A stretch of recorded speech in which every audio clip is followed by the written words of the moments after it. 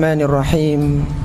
Assalamualaikum warahmatullahi wabarakatuh. Alhamdulillahi wahdah, wassalatu wassalamu ala man la nabiyya ba'dah. Ashhadu an la ilaha illallah wahdahu la syarika lah, wa ashhadu anna Muhammadan abduhu wa rasuluhu, amma ba'du. Ikhwati fillah, rahimani wa rahimakumullah. Alhamdulillah, kita senantiasa bersyukur kepada Allah Subhanahu wa ta'ala atas berbagai kenikmatan yang Allah gerahkan kepada kita. Adanya kesehatan, adanya kesempatan dan taufik dari Allah Subhanahu wa ta'ala yang menjadikan kita mudah untuk hadir di majlis yang mulia. Semuanya dengan taufik dan kemudahan dari Allah Subhanahu wa ta'ala. Dan di antara nikmat yang juga patut kita bersyukur karenanya adalah nikmat diturunkannya Al-Quranul Karim, sebuah kitab suci yang merupakan seutama mukjizat Nabi sallallahu alaihi wasallam. Ketika mukjizat-mukjizat yang lainnya telah hilang, telah lewat waktunya, akan tapi Al-Quranul Karim yang mulia senantiasa dibaca dan diambil pelajaran darinya. Maka kita bersyukur kepada Allah Subhanahu wa ta'ala, diturunkannya nikmat Al-Quran adalah nikmat yang besar, karena dengan mempelajari Al-Quran manusia tahu jalan-jalan kebaikan untuk diikuti dan dilaksanakan, dan tahu jalan-jalan keburukan untuk dijauhi dan ditinggalkan. Al-Quranul Karim adalah sebuah kitab suci yang seharusnya ditadabburi oleh manusia agar mereka mendapatkan petunjuk dan hidayah di dalamnya.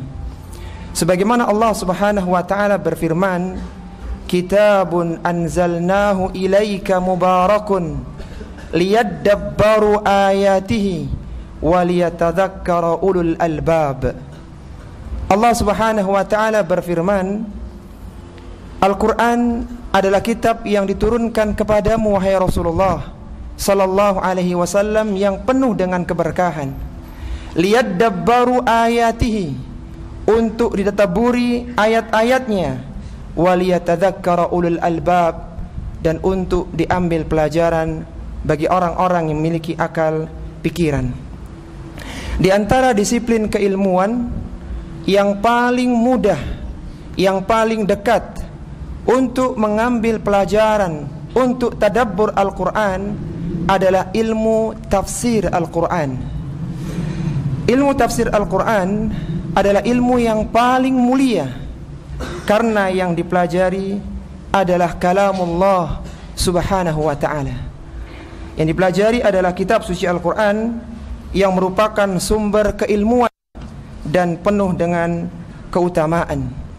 Ilmu tafsir merupakan ilmu yang paling tinggi dan sebaik-baik ilmu, yang merupakan ilmu yang paling dicintai oleh Allah Subhanahu wa ta'ala, karena ilmu itu berinteraksi dengan firman Allah Subhanahu wa ta'ala yang utama, ilmu tafsir Al-Quran. Di antara cara untuk memahami Al-Quranul Karim yang diperlukan kaidah-kaidah di dalam tafsir Al-Quran. Apa itu kaidah? Kaidah adalah sebuah kaidah tafsir, adalah kaidah yang universal yang digunakan untuk memahami makna-makna Al-Quran. Sehingga bagi seorang yang ingin tadabbur, ingin mendalami makna Al-Quran, maka dengan adanya kaidah-kaidah tersebut lebih mudah baginya untuk memahami maksud Al-Quranul Karim yang mulia. Dan di antara kitab yang bisa kita rujuk dalam masalah ini, dalam kaidah tafsir, adalah kitab yang pertama yang ditulis oleh Syekh Abdurrahman bin Nasir As-Sa'di. Beliau menulis sebuah kitab yang sangat bagus, Al-Qaidul Hisan Al-Muta'alliqah Bitafsiril Quran. Dalamnya ada sekitar 70-an kaidah di dalam menafsirkan Al-Quranul Karim yang mulia. Adapun ulama-ulama yang belakangan telah ada kitab Al-Muhadzab fi Usulit Tafsir. Al-Muhadzab fi Ushul Tafsir, di dalamnya ada kaidah tentang tafsir Al-Quran, dan kita akan banyak istifadah dari kitab ini. Kita akan belajar bagaimana kaidah-kaidah di dalam mempelajari atau mentadabburi Al-Quranul Karim yang mulia. Ikhwati fillah rahimani wa rahimakumullah. Kita mulai dari kaidah yang pertama yang berbunyi yuhmalul amu ala umumihi ma lam yarid lahu muhassisun. Yuhmalul amu ala umumihi ma lam yarid lahu muhassisun. Lafaz yang umum di dalam Al-Quran dipahami sesuai dengan keumumannya. Ma lam yarid mukhassis, ma lam yarid lahu mukhassis, selama tidak ada dalil yang mengkhususkannya. Semua lafaz-lafaz umum dalam Al-Quran maka biarkan di dalam keumumannya, selama tidak ada qarinah, tidak ada dalil yang menyebutkan bahwasanya lafaz itu maknanya khusus. Salah satu contohnya seperti dalam firman Allah Subhanahu wa taala di surat Al-Maidah pada ayat yang pertama. Allah Subhanahu wa taala berfirman, "Ya ayyuhalladzina amanu aufu bil uqud." Wahai orang-orang yang beriman, tunaikanlah akad-akad kalian. Uhillat lakum bahimatul an'am. Dihalalkan bagi kalian bahimatul an'am. Lafaz bahimatul an'am adalah lafaz umum, mencakup semua binatang ternak, baik itu berupa unta, baik itu berupa sapi ataupun kambing. Jadi ketika disebutkan bahimatul an'am, maka dia umum, mencakup 3 binatang ternak, yaitu unta, sapi, dan kambing. Tidak boleh dikhususkan kecuali ada dalil yang mengkhususkannya. Kemudian kaidah yang kedua di dalam kaidah tafsir Al-Quran, ta'addudul qiraati bimanzilati ta'addudul ayati. Ta'addudul qiraati bimanzilati ta'addudul ayati. Banyaknya qiraat sebagaimana kedudukan banyaknya ayat. Sebagaimana kita ketahui ikhwati fillah rahimani wa rahimakumullah, ada beberapa qiraat di dalam membaca Al-Quranul Karim. Kita tahu ada beberapa qiraat tidak hanya satu bacaan. Meskipun yang masyhur bagi kita adalah jalurnya Hafs an Asim, tapi di sana ada qiraat-qiraat yang lainnya yang juga benar, yang artinya juga berasal dari Nabi SAW, yang juga bisa digunakan. Maka banyaknya qiraat dalam satu ayat menunjukkan banyaknya ayat itu, sehingga bukan hanya satu ayat, tetapi seolah-olah banyak ayat itu karena dia banyak qiraatnya. Salah satu contohnya adalah firman Allah Subhanahu wa taala di dalam surat Al-Maidah, ayat yang menyebutkan tentang perintah berwudu sebelum salat. Allah Subhanahu wa taala berfirman, "Ya ayyuhalladzina amanu idza qumtum ila sholati faghsilu wujuhakum wa aydiyakum ilal marafiqi wamsahu bi ru'usikum wa arjulakum ilal ka'baini."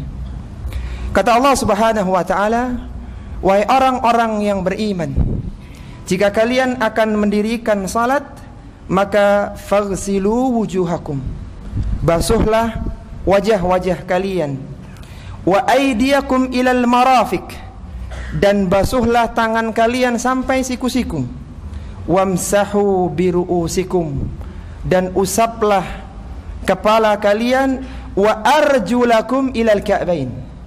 Wa arjulakum dibaca fathah, dan basuhlah kaki-kaki kalian sampai mata kaki.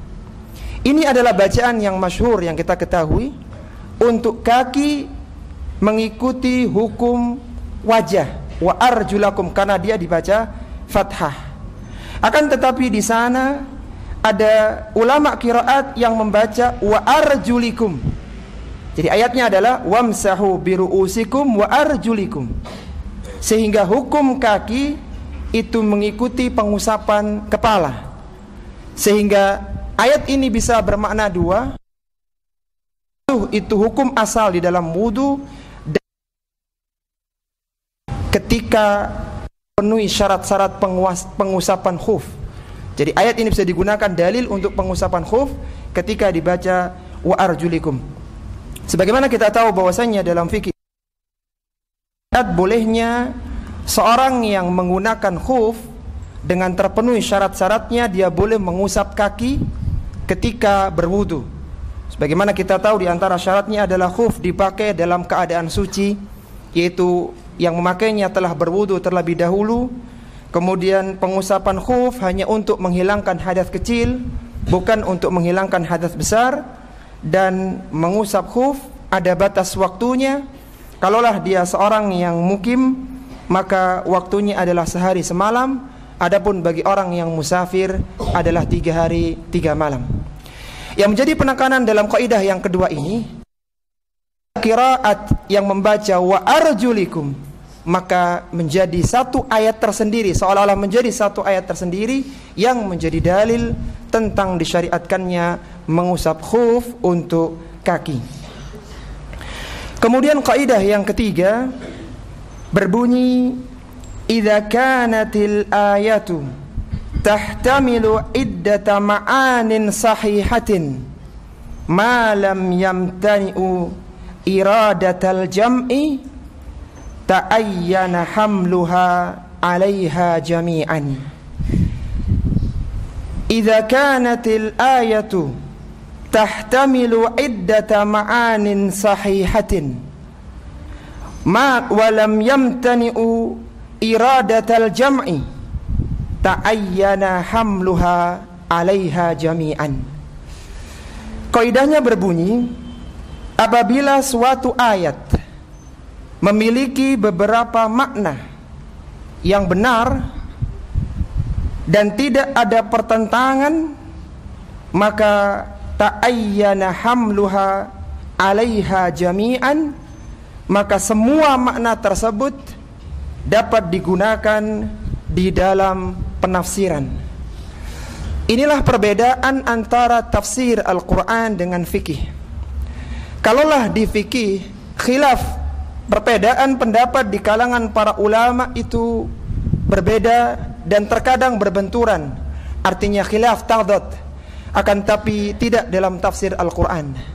Hampir-hampir tidak ditemukan atau sedikit jumlahnya perbedaan penafsiran di kalangan ulama-ulama awal, di kalangan para sahabat dan tabi'in yang tafsirnya saling berbenturan. Maka semua tafsiran yang berbeda, ketika tafsir itu adalah tafsiran yang sahih, ayat itu bisa ditafsirkan dengan seluruh penafsirannya. Jadi kurang tepat ketika seorang mengatakan ulama ada pendapat dalam tafsir ayat ini. Ini ucapan yang kurang tepat. Berbeda dengan fikih. Tetapi ulama memiliki beberapa tafsiran tentang ayat yang ini. Karena semua tafsiran selama tidak saling, semua tafsiran digunakan. Di antara contohnya adalah firman Allah Subhanahu wa taala di dalam surat Maryam pada ayat yang ke-59. Allah Subhanahu wa taala berfirman, "Fakhalafa min ba'dihim khalfun adaa'us salata wattaba'us syahawati fasawfa yalqawna ghayya." Kata Allah Subhanahu wa taala, dan datanglah generasi setelah mereka, generasi di belakang mereka, adaa'us salata, yang generasi itu menyia-nyiakan salat. Ini generasi setelah generasi para nabi dan rasul dan orang-orang yang terpilih yang Allah sebutkan dalam ayat yang sebelumnya. Setelah itu akan datang generasi pengganti mereka yang disebutkan sifatnya oleh Allah dalam ayat ini, adaa'us salata, mereka menyia-nyiakan salatnya, wattaba'us syahawati, mereka menuruti hawa nafsunya, syahwatnya. Apa yang akan terjadi? Fasawfa yalqawna ghayya, niscaya generasi yang seperti itu akan menemui ghayya. Para ulama-ulama tafsir, mereka memiliki beberapa tafsiran tentang kata ghayya dalam ayat yang mulia ini. Tafsiran yang pertama dari sahabat pakar tafsir Abdullah bin Abbas yang wafat tahun 68 Hijriah di Taif. Beliau menafsirkan ghayya dalam ayat itu wadin fil jahannam, wadin fi jahannam. Ghayya adalah suatu lembah di neraka jahannam. Jadi generasi yang menyia-nyiakan salat, yang menuruti syahwatnya, maka diancam dengan sebuah lembah di neraka jahannam. Ini pendapat Abdullah bin Abbas radhiyallahu ta'ala anhuma. Kemudian pendapat yang kedua adalah pendapatnya Abdullah bin Mas'ud, sahabat pakar tafsir yang wafat di Madinah tahun 32 Hijriah. Beliau menafsirkan ghayya dengan nahrun fi jahannam, dengan sebuah sungai di neraka jahannam. Pendapat yang ketiga, pendapatnya Ali bin Abi Talhah, muridnya Abdullah bin Abbas radhiyallahu ta'ala anhuma. Beliau menafsirkan ghayya adalah khusran, mereka akan mendapatkan kerugian. Pendapat yang ketiga dari Mujahid, muridnya Abdullah bin Abbas, yang kata Sufyanus Tsauri, idza ja'aka tafsir min Mujahid fahasbuka bihi. Apabila datang tafsir dari Mujahid, maka itu sudah cukup bagimu. Mujahid adalah sahabat atau murid dari Abdullah bin Abbas radhiyallahu ta'ala anhu. Kata Mujahid, yang dimaksud dengan ghayya adalah al-adab, mereka akan mendapatkan siksaan. Kemudian pendapat yang kelima adalah pendapatnya Ibnu Zaid, Abdurrahman bin Zaid bin Aslam. Beliau menafsirkan ghayya di sini adalah asyarr, yaitu mereka akan mendapatkan keburukan. Dan pendapat yang keenam adalah pendapatnya Az-Zajjaj yang mengatakan tafsiran ghayya dalam ayat ini adalah mujazatul ghay, mereka akan mendapatkan balasan dari kesesatan. Kalau antum sebuah kitab yang berisi penafsiran, variasi penafsiran di kalangan para ulama-ulama tafsir, silakan antum melihat karya Al-Imam Ibnul Jauzi, Zadul Masir fi ilmi tafsir. Antum akan dapatkan satu kata yang ditafsirkan oleh banyak mufassirin dari generasi ke generasi, dan antum akan dengan mudah mendapatkan ini pendapat fulan, qalahu Ibnu Abbas, qalahu Ibnu Zaid, qalahu Mujahid, dan seterusnya, yang tidak antum temukan di kitab-kitab yang lainnya. Zadul Masir fi ilmi tafsir. Kita kembali dalam permasalahan kita, yaitu bahwa apabila ada beberapa tafsiran yang sahih, maka semua tafsiran itu bisa digunakan selama tidak saling bertentangan, sehingga yang benar mencakup tafsiran dia makna lembah yang ada di neraka, bisa bermakna sungai yang ada di neraka, bisa bermakna kerugian, bisa bermakna siksaan, bisa bermakna keburukan, dan juga bisa bermakna balasan dari kesesatan. Dan itulah kelebihan Al-Quranul Karim, satu katanya mengandung banyak makna yang sangat berharga, sehingga semua penafsiran bisa digunakan. Contoh yang lainnya di surat Al-Qalam pada ayat yang ketiga, ketika Allah Subhanahu wa ta'ala menggambarkan besarnya pahala untuk Rasulullah sallallahu alaihi wasallam, yang mana beliau telah mengajarkan manusia kebaikan, yang kata Nabi sallallahu alaihi wasallam, man dalla ala khairin falahu mithlu ajri fa'ilihi. Barang siapa yang menunjukkan dalam kebaikan, dia akan mendapatkan pahala seperti orang yang mengamalkannya. Bagaimana kiranya dengan Rasulullah sallallahu alaihi wasallam? Bukankah salat kita, puasa kita, dan berbagai ibadah kita yang pertama kali mencontohkan adalah Rasulullah sallallahu alaihi wasallam? Sehingga tidaklah ada seorang muslim yang melakukan ibadah kecuali Rasulullah sallallahu alaihi wasallam mendapatkan pahalanya, karena beliaulah yang menjadi contoh kebaikan untuk seluruh manusia. Maka Allah Subhanahu wa taala memuji beliau dalam firman-Nya, wa innalaka la ajran ghaira mamnun, dan bagimu wahai Rasulullah sallallahu alaihi wasallam ada pahala yang tidak terputus. Para ulama kita menafsirkan ajran ghairu mamnun, pahala ajran ghairu mamnun dengan dua tafsirannya. Yang pertama adalah pahala yang tidak terputus, dan yang kedua adalah pahala yang tidak terhitung karena saking banyaknya. Jadi dua tafsiran ini digunakan dan tidak saling bertentangan. Sekarang kita masuk pada kaidah yang keempat yang berbunyi ma ubhima fil qur'ani fala faidata fi ma'rifatihi. Ma ubhima fil qur'ani fala faidata fi ma'rifatihi. Apa yang disembunyikan dalam Al-Qur'an maka tidak ada faidah, tidak ada manfaat untuk mengetahuinya.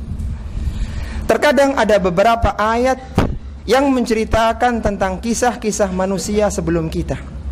Di antaranya adalah kisahnya Nabi Sulaiman, ada kisahnya Ashabul Kahfi, ada kisahnya Sahibul Jannah atau Ashabul Jannah yang surat Al-Qalam, dan berbagai kisah-kisah yang lainnya. Di beberapa kisah-kisah itu ada hal yang tidak diungkap dalam Al-Quran. Salah satu contohnya adalah tentang Ashabul Kahfi beserta anjingnya. Allah Subhanahu wa taala berfirman, yaquluna thalathatur rabi'uhum kalbuhum. Nanti akan ada yang mengatakan bahwasanya jumlah mereka adalah 3 orang, wa kalbuhum thalathatur rabi'uhum kalbuhum, dan jumlah mereka adalah 3 orang dan yang keempat adalah anjingnya. Wa yaquluna khamsatun sadisuhum wa kalbuhum. Ada yang mengatakan jumlah mereka adalah 5 orang dan yang keenam adalah anjingnya. Rajman bil ghaib, karena mereka ingin menduga-duga dalam perkara gaib. Wa yaquluna sab'atu wa thaminuhum kalbuhum. Ada juga yang mengatakan jumlah mereka 7 orang, yang kedelapan adalah anjingnya. Qur rabbi a'lamu bi iddatihim ma lam ya'lamuhum illa qalil. Katakanlah bahwa tidak ada yang mengetahui jumlah mereka dengan pasti kecuali hanya Rabbmu, dan tidak ada yang mengetahuinya kecuali hanya sebagian saja. Fala tumari fihim, maka janganlah kalian berdebat dengan ahlul kitab kecuali perdebatan yang zahir saja. Wala tastafti fihim minhum ahada, dan janganlah kalian meminta fatwa, meminta jawaban kepada mereka seorang pun, yaitu kepada ahlul kitab. Maka dalam ayat yang mulia ini kita bisa mengambil satu faedah dengan kaidah tadi tentang nama-nama pemuda Ashabul Kahfi, tentang jumlah mereka, tentang warna anjing Ashabul Kahfi, bahkan tentang tongkatnya Nabi Musa dan yang lainnya yang tidak disebutkan dalam Al-Quran. Maka kita tidak perlu terlalu mendalaminya, karena seandainya tahu bahwasanya jumlah mereka sekian, warnanya adalah ini, seandainya tahu bahwa tongkatnya Nabi Musa terbuat dari kayu ini, apa manfaatnya untuk kita? Maka kaidah tadi menyebutkan ma ubhima fil qur'ani fala faidata fi ma'rifatihi. Apapun yang disembunyikan dalam Al-Quran maka tidak ada faidah untuk mengetahuinya.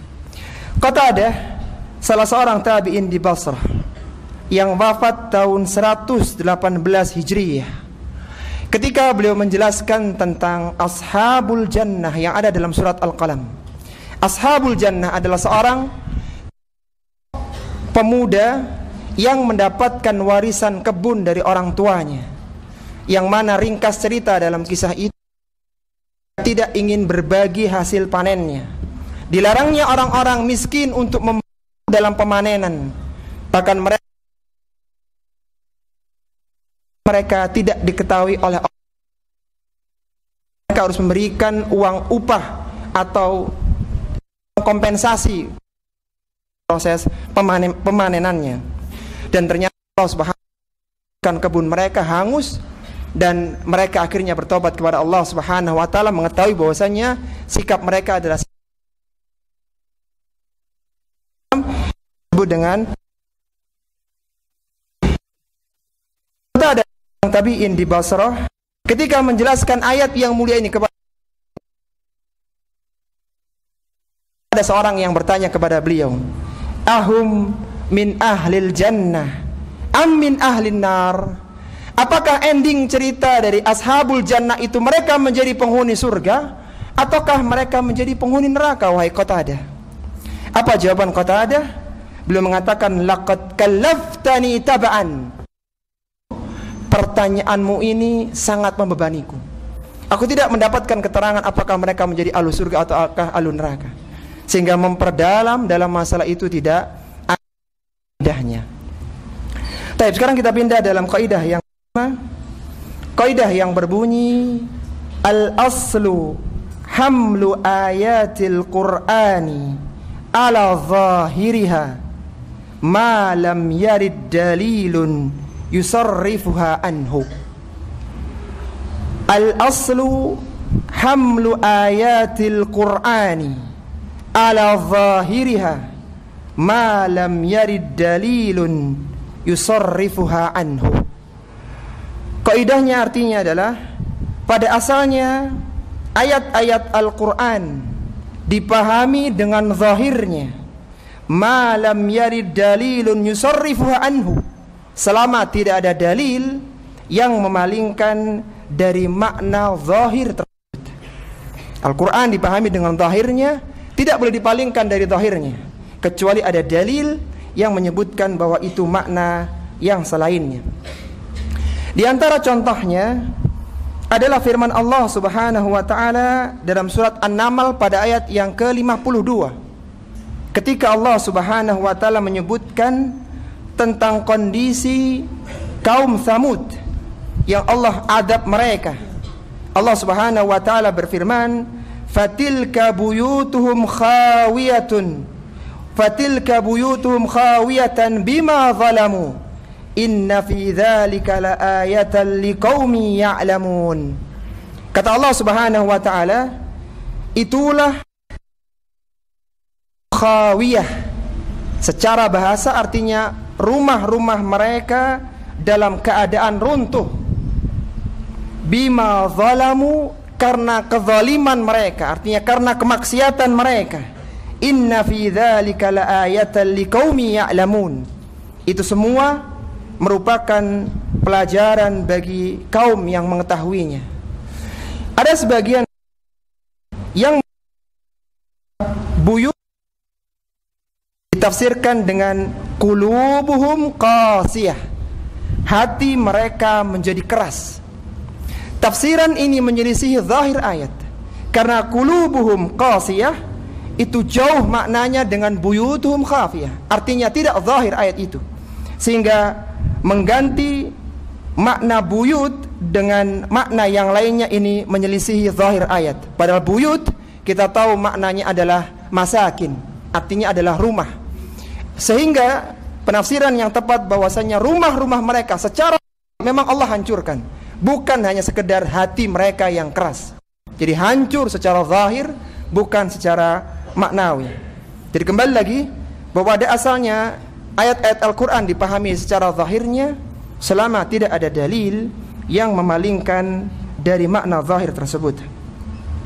Kemudian kaidah yang keenam berbunyi, tuhmalu ma'anil Qur'ani alal aghlabil mashhuri min kalamil Arab dunal gharibi wasyadhi. Tuhmalu ma'anil Qur'ani ala min kalamil Arab nal gharibi syadhi. Maknanya adalah, makna Al-Quran dipahami berdasarkan mayoritas perkataan orang Arab yang dikenal, yang masyhur, dan bukan dengan perkataan yang asing dan aneh. Kita tahu bahwasanya di antara metode tafsir Al-Quran terbagi menjadi dua. Ada tafsir bil ma'thur dan ada tafsir bil ra'yi. Tafsir bil ma'thur terbagi dalam 5 tahapannya. Yang pertama adalah menafsirkan Al-Quran dengan ayat yang lainnya. Al-Quran dengan ayat yang lainnya. Kemudian tahapan yang kedua adalah menafsirkan Al-Quran dengan hadis Nabi sallallahu alaihi wasallam yang mulia. Kemudian tahapan yang ketiga adalah menafsirkan Al-Quran dengan perkataan para sahabat. Dan tingkatan yang keempat adalah menafsirkan ayat Al-Quran dengan perkataan tabi'in. Kemudian level yang kelima adalah menafsirkan Al-Quran dengan bahasa Arab, itu pun bahasa Arab yang masyhur sebagaimana disebutkan dalam kaidah yang keenam ini. Kita langsung bahas pada kaidah yang keenam ini.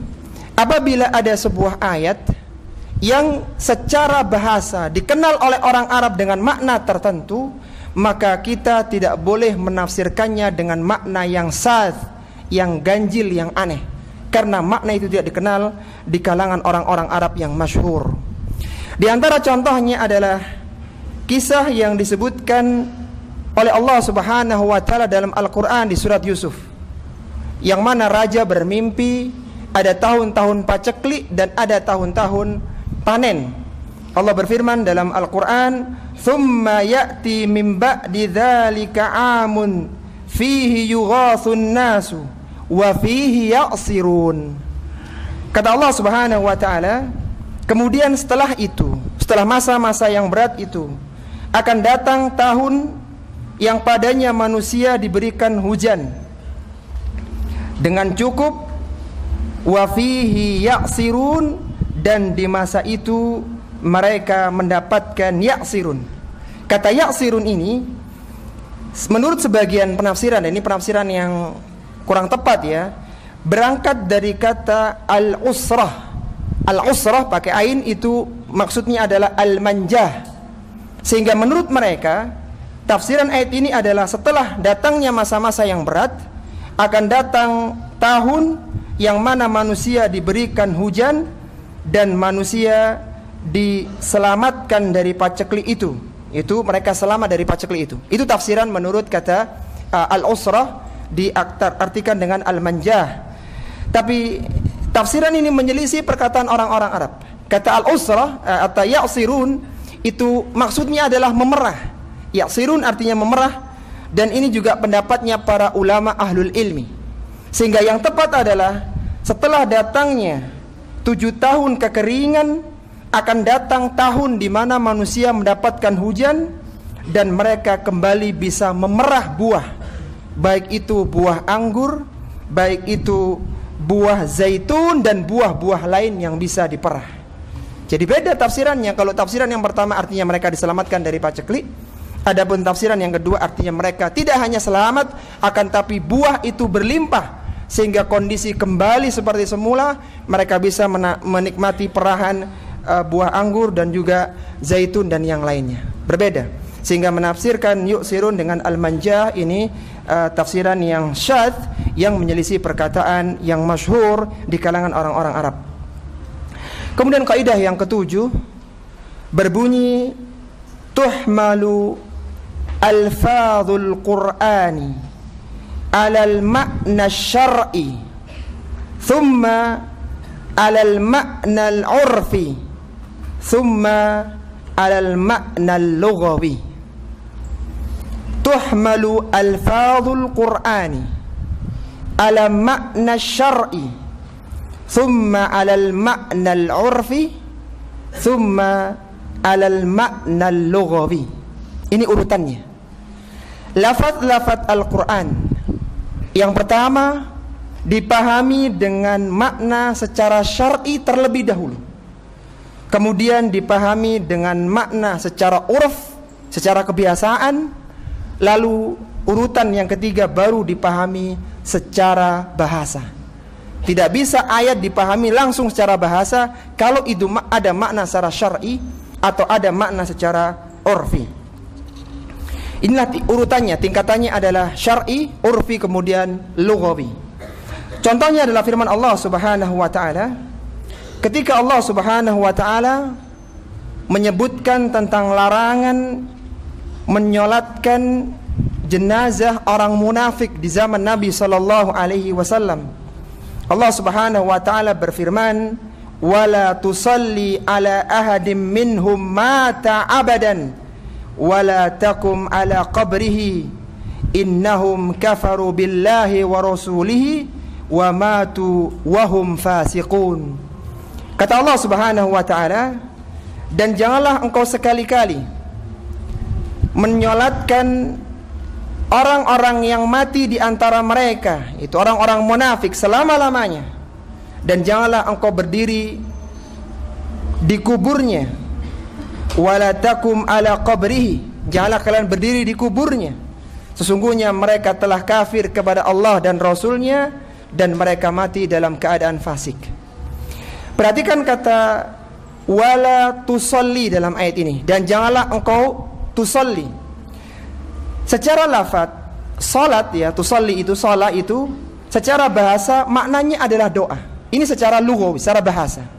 Akan tapi di sana ada makna secara syar'i, yaitu salat ini maksudnya adalah salat jenazah. Dan ini adalah makna secara syar'i.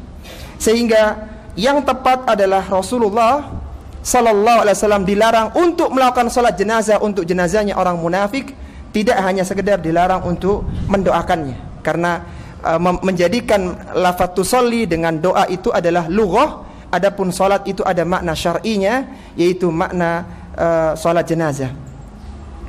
Jadi makna syar'i didulukan daripada makna urfi dan juga makna lughawi. Contoh yang kedua adalah firman Allah Subhanahu wa taala di dalam surat Hud pada ayat yang ke-6. Allah Subhanahu wa taala berfirman, "Wa ma min dabbatin fil ardi illa 'alallahi rizquha." Tidaklah ada dabbah di muka bumi ini kecuali Allah Subhanahu wa taala akan memberikan rizkinya. Kata dabbah itu digunakan untuk menyebutkan binatang berkaki 4. Itu dabbah. Meskipun pada asalnya, ya, ditujukan semua yang berjalan di atas tanah itu dabbah. Semua yang berjalan di atas tanah itu dabbah, tapi secara urf bahwa dabbah itu maksudnya adalah binatang berkaki 4 begitu.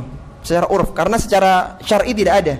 Maka turun secara urf, sehingga makna ayat ini, tidaklah ada binatang berkaki 4 yang tidak pernah mengenyam pendidikan, yang tidak pernah belajar, kecuali Allah Subhanahu wa taala menjamin rizkinya. Kalaulah binatang saja yang tidak berakal seperti manusia itu mendapatkan jaminan rizki dari Allah Subhanahu wa taala, maka bagaimana kiranya dengan manusia? Ya Allah bekali akal pikiran, ya Allah berikan petunjuk dengan Al-Quran dan yang lainnya, tentunya lebih dijamin oleh Allah Subhanahu wa taala. Jadi kembali bahwa dabbah di sini adalah maknanya secara uruf, yaitu binatang berkaki 4. Sehingga jika lafaz Al-Qur'an tidak temukan secara syar'i, berpindah secara urfi, lalu berpindah secara lughawi. Sudah adzan ya? Baik, kita simak adzan dulu. Wassallallahu ala nabiyyina Muhammadin wa ala alihi wa sahbihi wa sallama tasliman katsira.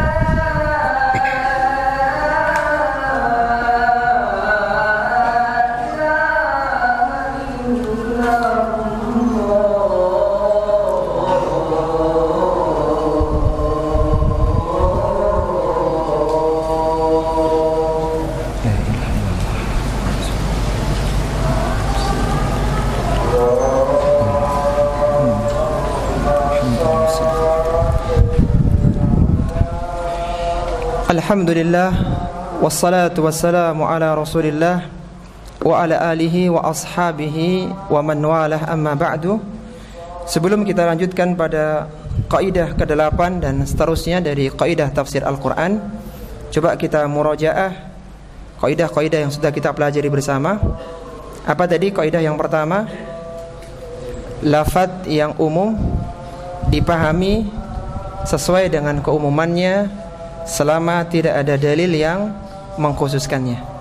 Kemudian kaidah yang kedua, banyaknya qiraat sebagaimana kedudukan banyaknya ayat.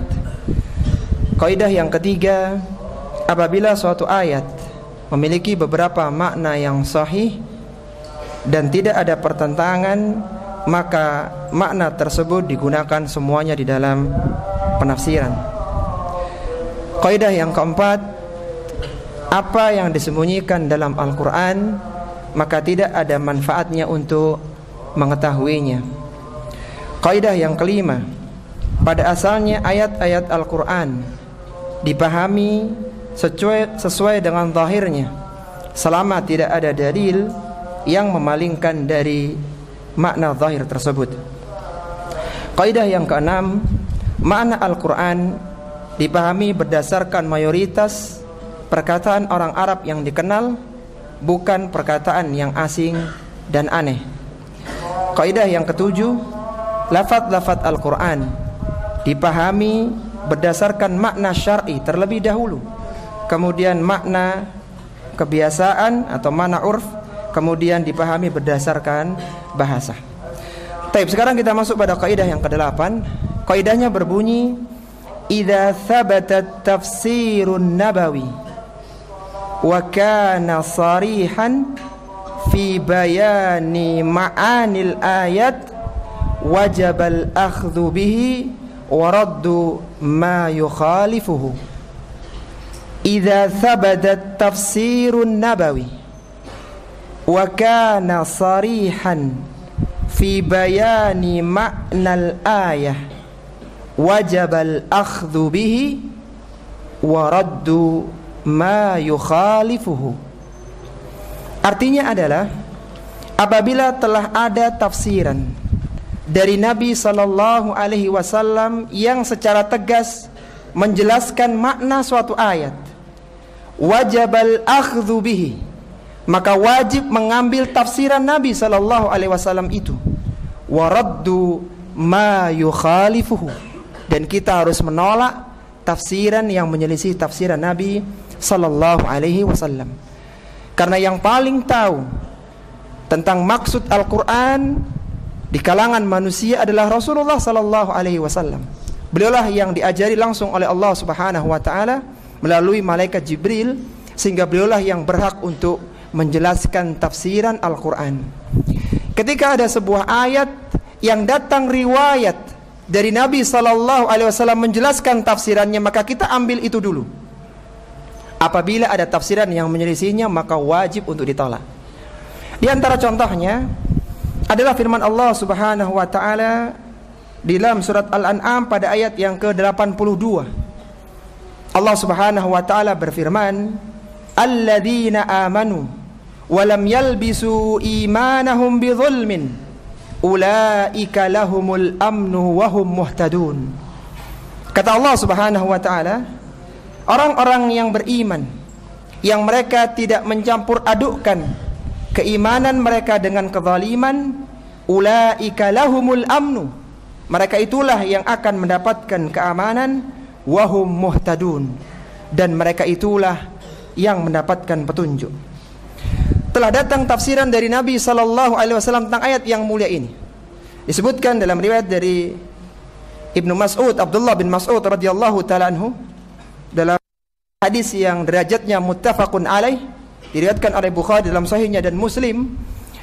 Abdullah bin Mas'ud mengatakan, lamma nazalat alladzina amanu wa lam yalbisu imanahum bidzulmin. Ketika turun ayat yang mulia ini, orang-orang yang beriman yang mereka tidak mencampur adukkan keimanan mereka dengan kezaliman, syaqqa dzalika 'alal muslimin. Syaqqa dzalika 'alal muslimin. Maka terasa berat bagi kalangan kaum muslimin, di kalangan para sahabat dengan ayat yang mulia ini. Faqalu, mereka mengatakan, ya Rasulullah, ayyuna la yadhlimu nafsahu. Kata para sahabat, wahai Rasulullah, siapa kiranya di antara kami yang tidak pernah menzalimi diri sendiri? Siapa di antara kami yang tidak pernah melakukan kemaksiatan? Artinya, kalaulah itu yang dimaksudkan dalam ayat tadi, kezaliman artinya kemaksiatan, maka siapa pula yang selamat dari kemaksiatan? Artinya semua tidak ada yang selamat, semua tidak ada yang merasa aman, tidak ada yang mendapatkan keamanan dan tidak mendapatkan petunjuk.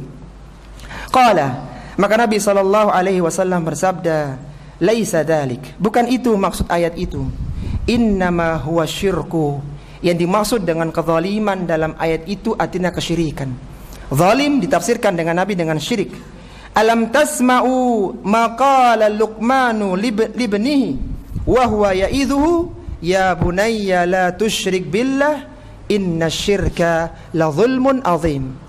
Bukankah kalian telah mendengar firman Allah Subhanahu wa taala tentang Luqman yang memberikan nasihat kepada putranya, yang dia mengatakan, ya bunayya, wahai anakku, wahai putraku, la tusyrik billah, janganlah engkau menyekutukan Allah, inna syirka la zulmun azim, sesungguhnya kesyirikan adalah kezaliman yang besar. Jadi ketika datang satu riwayat tentang sebuah ayat, maka itu yang didulukan. Dan kalau dalam urutan tafsir bil ma'thur, ini urutan yang kedua setelah ayat ditafsirkan dengan ayat. Apabila ada tafsiran yang menyelisihinya setelah datang riwayat dari Nabi SAW yang mulia, maka pendapat tafsiran yang menyelisih itu maka wajib untuk ditolak. Ada sebagian penafsir yang mengatakan zalim di dalam ayat tadi, walam yalbisu imanahum bidzulmin, kata mereka tafsirannya adalah kemaksiatan, dan ini tafsiran yang salah karena menyelisih tafsiran Rasulullah sallallahu alaihi wasallam. Kaidah yang kesembilan berbunyi al-qaulul muwafiq lisyaqi muqaddamun ala ghairihi. Al-qaulul muwafiq lisyaqi muqaddamun ala ghairihi. Penafsiran yang sejalan dengan konteks ayat lebih didahulukan daripada yang selainnya. Contohnya firman Allah Subhanahu wa taala dalam surat An-Nisa pada ayat yang ke-64. Allah Subhanahu wa taala berfirman, "Wa ma arsalna min rasulin illa liyuta'a bi idznillah." Kami tidak mengutus seorang rasul pun kecuali untuk ditaati dengan seizin Allah. Walau annahum idzalamu anfusahum, sesungguhnya jika mereka mendolimi diri mereka sendiri, ja'uka, mereka mendatangimu wahai Rasulullah, fastaghfarullaha wastaghfara lahumur rasulu lawajadullaha tawwabar rahimah. Seandainya mereka yang melakukan dosa tadi datang kepadamu wahai Rasulullah, dan mereka memohon ampunan serta engkau memohonkan ampunan untuk mereka, maka mereka akan mendapati Allah adalah zat yang maha penerima taubat lagi maha penyayang. Yang menjadi penekanan dalam ayat ini adalah lafaz ja'uka, yaitu setelah seorang melakukan dosa, dia datang kepada Rasulullah, mohon ampunan kepada Allah dan datang kepada Rasulullah sallallahu alaihi wasallam meminta agar Rasulullah memohonkan ampun untuk dosanya. Maka datang dalam ayat ini konteksnya adalah ketika Rasulullah sallallahu alaihi wasallam masih hidup, yang mana beliau masih bisa dimintai permohonan di waktu masih hidup tersebut. Adapun minta permohonan kepada Nabi setelah meninggal dunia, maka ini tidak bisa. Bahkan ini bisa masuk di dalam bentuk kesyirikan kepada Allah Subhanahu wa taala. Sehingga konteks ayat ini berbicara dalam konteks Rasulullah sallallahu alaihi wasallam ketika masih hidup, dan tidak berlaku ketika Rasulullah telah meninggal dunia. Kemudian kaidah yang terakhir yang ke-10 berbunyi an-naskhu la yuqbalu illa bidalilin wa la yathbutu ma'al ihtimal. An-naskhu la yuqbalu illa bidalilin wa la yathbutu ma'al ihtimal. Nasakh tidak diterima kecuali dengan adanya dalil dan tidak ditetapkan berdasarkan perkiraan. Kita tahu bahwasanya ada beberapa ayat Al-Qur'an yang dinasakh oleh Allah Subhanahu wa taala. Ma nansakh min ayatin aw nunsiha na'ti bi khairin minha aw mithliha. Ketika ada ayat itu dinasakh oleh Allah Subhanahu wa taala, maka Allah datangkan penggantinya yang serupa atau yang lebih baik. Maka di dalam penentuan bahwa ayat ini dinasakh oleh ayat yang lainnya, seorang tidak bisa menentukan dengan perkiraan, akan tapi datangkan dalil, mana dalil yang menunjukkan qarinah bahwa ayat ini telah mansukh, telah dinasakh oleh ayat yang lainnya. An-naskhu la yuqbalu illa bidalilin wa la yathbutu ma'al ihtimal. Nasakh dan mansukh tidak bisa ditentukan, tidak bisa diterima kecuali dengan dalil dan tidak ditetapkan berdasarkan perkiraan. Di antara contohnya adalah firman Allah Subhanahu wa taala dalam surat Ali Imran pada ayat yang ke-102. Allah Subhanahu wa taala berfirman, "Ya ayyuhalladzina amanu taqullaha haqqa tuqatih wa la tamutunna illa wa antum muslimun." Wahai orang-orang yang beriman, bertakwalah kalian kepada Allah dengan sebenar-benarnya takwa, dan janganlah kalian meninggal dunia kecuali dalam kondisi sebagai seorang muslim. Menurut sebagian pendapat, ayat yang mulia ini dinasakh dengan firman Allah, fattaqullaha mastata'tum. Bertakwalah kalian kepada Allah semampu kalian. Ayat tadi, ayat yang pertama surat Ali Imran ayat 102 memerintahkan orang yang beriman untuk bertakwa kepada Allah sampai datang kematiannya. Dan datang ayat yang lain di surat At-Taghabun, fattaqullaha mastata'tum. Kata sebagian pendapat bahwa ayat yang pertama dinasakh. Manusia tidak bertakwa sampai datang kematiannya, tapi ketakwaannya cukup sesuai dengan kemampuannya saja. Dia bertakwa sesuai dengan kemampuannya. Ini pendapat yang kurang tepat. Kenapa? Karena tidak ada satu dalil pun yang menunjukkan bahwa surat At-Taghabun pada ayat yang ke-16 tadi, fattaqullaha mastata'tum, sebagai penasih ayat ya ayyuhalladzina amanu taqullaha haqqa tuqatih wa la tamutunna illa wa antum muslimun. Bahkan dua ayat tadi bisa digabungkan bahwa orang-orang yang beriman diperintahkan oleh Allah bertakwa sampai datangnya kematian, dan ketakwaan mereka sampai datangnya kematian itu sekemampuan mereka.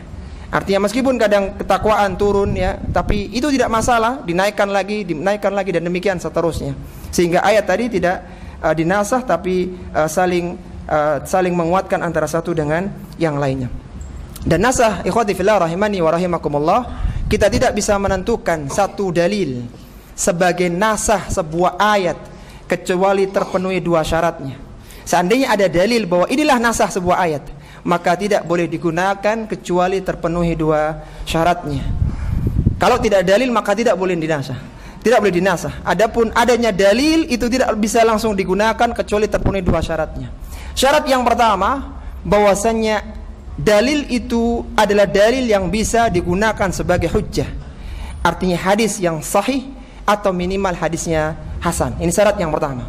Adapun syarat yang kedua, tidak bisa digunakan sebagai nasih dan mansukh kecuali ada qarinah. Dan biasanya ada qarinah bahwasanya ayat ini menghapus ayat yang sebelumnya dan setelah dan semisalnya, atau ayat itu datang belakangan setelah ayat yang pertama. Jadi tidak bisa ditetapkan kecuali ada qarinah yang menunjukkan ini adalah nasih dan mansukh. Dan nasakh dalam Al-Quran ada tiga jenisnya. Ada ayat yang dinasakh hukumnya tetapi lafadznya tetap ada. Ada ayat yang dinasakh lafadznya tetapi hukumnya tetap berlaku. Dan ada yang dinasakh hukum dan lafadznya. Inilah ikhwati fillah rahimani wa rahimakumullah sebagai muqaddimah di dalam pembelajaran tafsir Al-Quran. Ilmu tafsir adalah ilmu yang sangat indah, yang seandainya kita bisa mempelajarinya, maka saat membaca Al-Quran berbeda rasanya dengan orang yang tidak tahu maknanya atau hanya sekedar tahu terjemahannya. Akan tapi ketika dia tahu tafsirannya, maka subhanallah, masya Allah, sangat indah sekali ayat-ayat Al-Quran. Satu kata bisa memiliki sekian banyak makna. Kata yang didulukan dari makna dari kata yang setelahnya memiliki faedah yang luar biasa. Dan itulah Al-Quranul Karim yang mulia. Barang siapa yang ingin menikmati keindahan Al-Quran, maka di antara ilmu yang harus dikuasainya adalah ilmu tafsir Al-Quran. Silahkan kita belajar tafsir di kalangan para ulama, dan salah satu ilmu yang dibutuhkan di dalam masalah tafsir adalah kaidah tafsir. Silakan dirujuk di kitab-kitab para ulama, dan alhamdulillah sudah banyak kitab yang ditulis dan banyak juga kitab-kitab yang muktabar dalam masalah tafsir, sehingga memudahkan kita di dalam berinteraksi dengan Al-Quran yang mulia. Akhirnya kita mohon kepada Allah Subhanahu wa taala semoga kita diberikan keistiqomahan di dalam memahami ayat-ayat Al-Quran, diberikan kemudahan di dalam mengamalkannya dalam kehidupan, dan semoga Al-Quran menjadi pembimbing kita, menjadi pelindung kita, menjadi pemberi syafaat kita pada hari kiamat kelak, hari yang tidak lagi bermanfaat anak, harta maupun keturunan. Kita mohon kepada Allah Subhanahu wa taala semoga Allah mengampuni semua dosa dan kesalahan kita dan memudahkan kita untuk masuk ke dalam surga. Kurang lebihnya mohon maaf. Wassallallahu ala nabiyyina Muhammadin wa ala alihi wa sahbihi wasallam. Subhanakallahumma wa bihamdika asyhadu an la ilaha illa anta astaghfiruka wa atubu ilaik. Wa akhiru da'wana anil hamdulillahi rabbil alamin. Wassalamu alaikum warahmatullahi wabarakatuh.